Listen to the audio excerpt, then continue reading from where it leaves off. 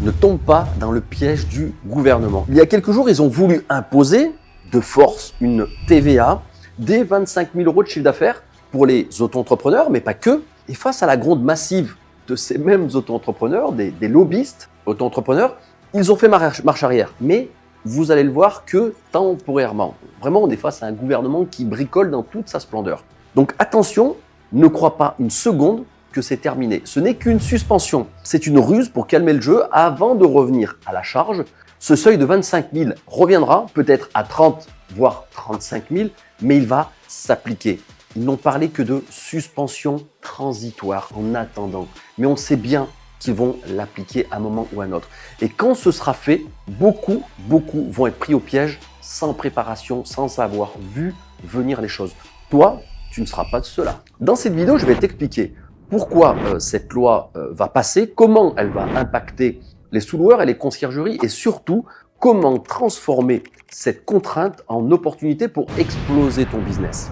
Regarde donc bien cette vidéo jusqu'au bout car je vais te donner les clés pour rester dans la course à l'entrepreneuriat, à la sous-location, à la conciergerie et tu vas prendre une longueur d'avance sur ceux qui vont abandonner parce qu'encore une fois, il y en a qui vont abandonner.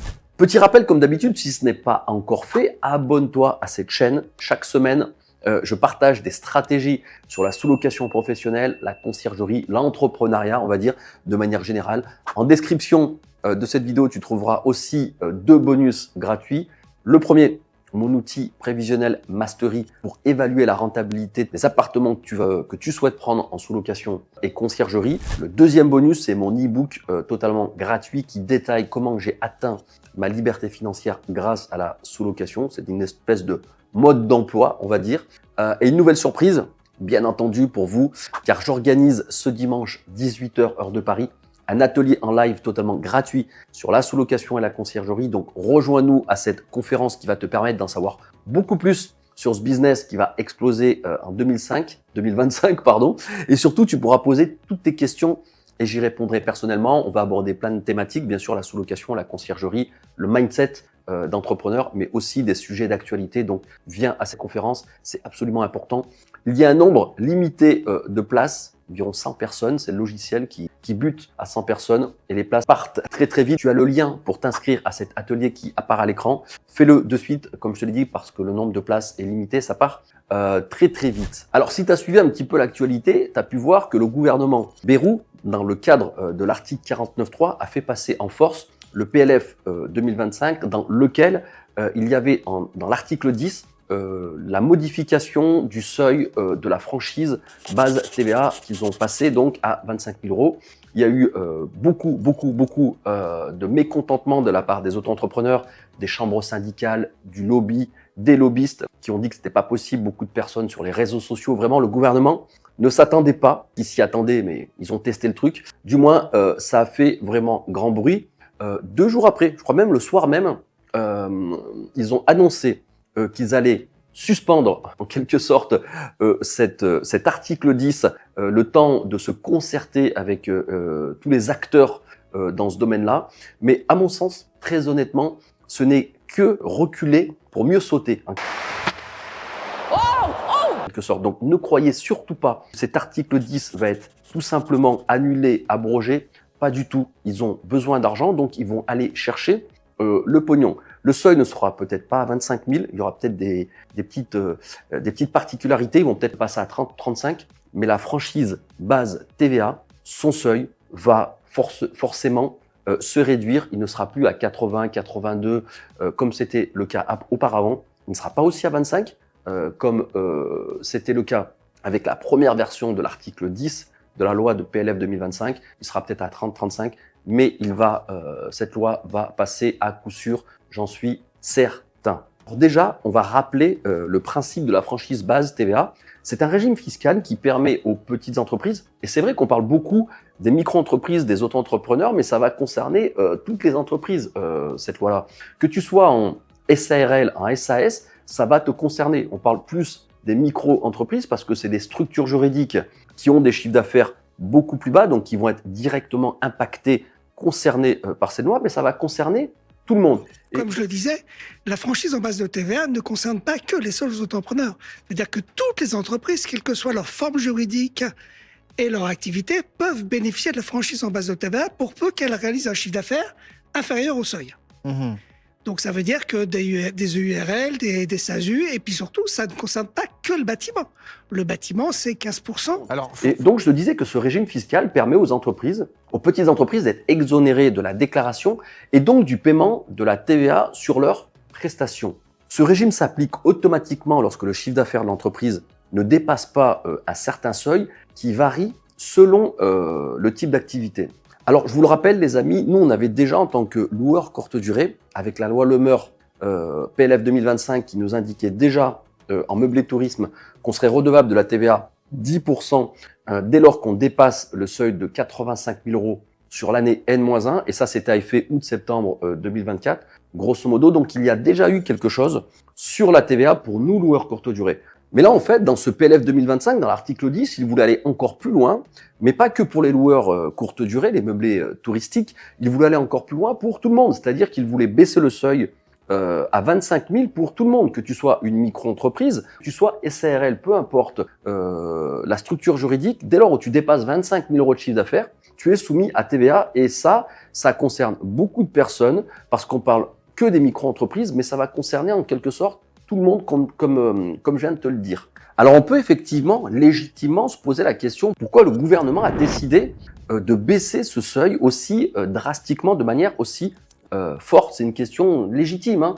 Alors la raison avancée par l'État, il y a plusieurs raisons. La principale, c'est pour une harmonisation au niveau européen, puisqu'on a des pays qui effectivement ont des seuils de TVA qui en moyenne sont aux alentours de 29 000 euros, mais on a aussi en Europe des pays, certains pays, qui gardent des seuils beaucoup plus élevés que ces 29 000 euros.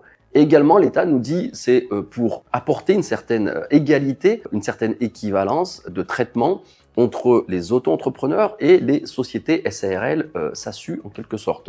Bien sûr, les amis, vous savez aussi mieux que moi que la raison principale, on le sait bien, c'est d'aller chercher du fric pour financer l'énorme déficit, l'énorme dette de la France. Le gouvernement cherche donc à augmenter ses recettes fiscales. Il espérait plutôt récupérer avec cette réforme environ 900 millions d'euros de chiffre d'affaires. Donc si le seuil n'est plus à 25 000 mais à 30-35, il va aussi récupérer des millions. Donc c'est pour ça que ça va s'appliquer, les amis. Mettez-vous ça dans la tête. Alors les amis, ne croyez pas que cette mesure va être abandonnée. Ils ont parlé simplement de suspendre cette mesure, le temps d'étudier quelques détails, notamment le seuil.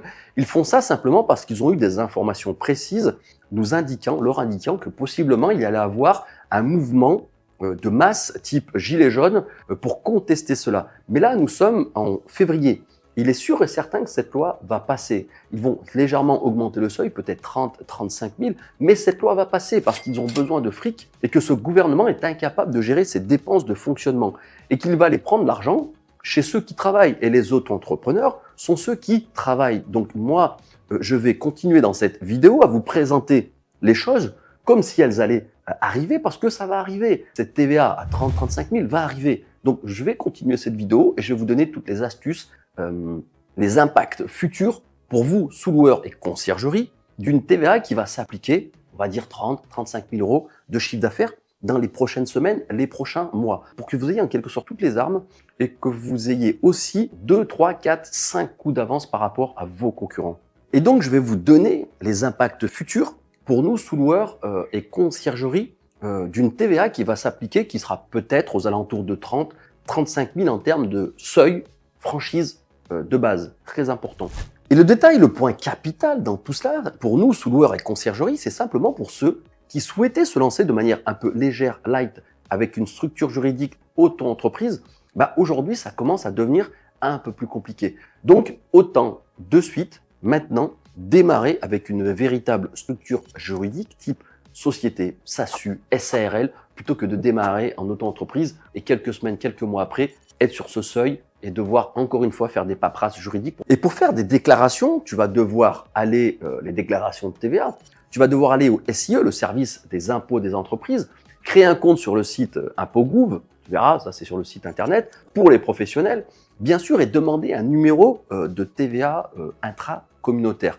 Pour les conciergeries, elles, qui facturent déjà des propriétaires à 20% sur de la prestation de service, ça ne change pas grand-chose, on va dire, pour elles et pour les propriétaires. Donc globalement, on l'a vu, il va y avoir une vraie gestion comptable plus lourde. Tu devrais être beaucoup plus précis sur le suivi de ton chiffre d'affaires parce que tu vas collecter de la TVA. Il y a un moment donné, tu vas devoir la reverser à l'État. Donc, il va falloir que tu fasses un petit peu attention à ta trésorerie, ta gestion de trésorerie court terme. Ça, c'est très, très important en tant que chef d'entreprise et par rapport à ton compte bancaire, ta trésorerie. Alors, je regardais les réseaux sociaux aussi l'autre jour et les forums. Il y a déjà des petits malins qui ont des solutions, on va dire, déjà toutes faites. Alors, je vous dis ça, mais c'est pas du tout un conseil, c'est plutôt une mise en garde. Certains parlent de sous-déclarer de la TVA, de s'arrêter au plafond, juste de la TVA, 29 000 ou 29 500 si c'est 30 000 par exemple. Alors, attention les amis, le service des impôts ont des algorithmes hyper puissants et vous risquez fort de vous faire rattraper par la patrouille en quelque sorte. Donc, c'est quelque chose que je vous déconseille. D'autres disent, ben moi, pas grave, j'ai une micro-entreprise. Dès lors où j'atteins le seuil qui sera peut-être, si le seuil est de 30 000, 29 500, je vais créer une deuxième micro-entreprise au nom de ma femme. Ensuite, je vais en créer une troisième au nom de mon fils majeur, une quatrième au nom de ma tante, une cinquième au nom de mon chat, une sixième au nom de mon chien. Non, non, faites attention les amis. L'entrepreneuriat, c'est du sérieux. Déjà, c'est illégal, mais vous risquez d'être recherché et redressé. Dites-vous bien que l'État fait ça pour aller récupérer du pognon. Donc, ils vont aller le récupérer, ce pognon. Ils sont conscients qu'il y a des gens qui vont essayer de gruger. Il y a un dicton aux États-Unis qui dit que trop d'impôts tue l'impôt. Donc, plus tu imposes, moins tu as de rentrée d'argent. Donc, effectivement, il va y avoir une forme, non pas d'évasion fiscale, mais plus de travail dissimulé, au black, si vous voulez. Donc, faites quand même attention à cela, parce que qui dit plus de travail dissimulé, dit plus de contrôle, plus de redressement. Alors, les conseils que je peux donner à quelqu'un qui veut se lancer dans la sous-location à la conciergerie, tu peux déjà démarrer avec une micro, si vraiment tu veux démarrer avec une micro, pour tester l'activité, même si j'aime pas trop ce terme de tester, mais si tu as envie de le faire vraiment, sache que vu le seuil, si on part d'un seuil à 30-35 000, globalement, tu vas faire peut-être un appartement, ça représente un appartement par an, 30-35 000, et si tu voudras en faire plusieurs, tu peux tester sur 5-6 mois, là 4-5 appartements, à partir de 5-6 mois, 4-5 appartements sous location, tu auras atteint le seuil de 35 000. Donc là, peut-être tu pourras te dire, c'est bon, mon activité marche bien, je vais passer en société. Passer en société, le seuil sera le même, sauf qu'en société, tu seras beaucoup plus structuré. Tu feras appel à un véritable comptable, si ce n'est pas déjà le cas en micro-entreprise. Mais globalement, on peut se poser la question, hormis les frais de création en société, qui sont un tout peu plus élevés quand on a une entreprise, mais quel est l'intérêt aujourd'hui en sous-location et conciergerie de démarrer en auto-entreprise plutôt que directement en société? Moi, je vois pas trop l'intérêt compte tenu de ce seuil à 25 000 qui sera dorénavant 30, 35 000. Voilà, soyez sûr que ça va arriver. Mais par contre, les conseils que je vais vous donner aujourd'hui sont un petit peu les mêmes, mais ils vont prendre beaucoup plus de sens compte tenu de l'actualité. Encore une fois, on va avoir des gens qui vont soit arrêter, notamment des particuliers qui sont en LMNP, puisqu'en LMNP, vous êtes en micro, donc assujettis. Ils seront assujettis à ce seuil, mais aussi d'autres personnes qui faisaient ça en micro-entreprise en mode bricolage. Eux considèrent que c'est un truc de trop pour eux, donc ils vont arrêter. Pour vous, professionnels qui ne lâchez rien, qui ne lâchez pas l'affaire, ça va vous donner encore plus de force, d'opportunité. Dès lors, vous avez un bel appartement, une belle expérience client, une bonne tarification dynamique, un bon suivi des commentaires, que vous traitez bien vos voyageurs. Donc globalement, encore une fois, pour nous, loueurs courte durée, elle est déjà dans nos esprits parce que nous, on dépend de la loi Le Meur et de la TVA à 10%.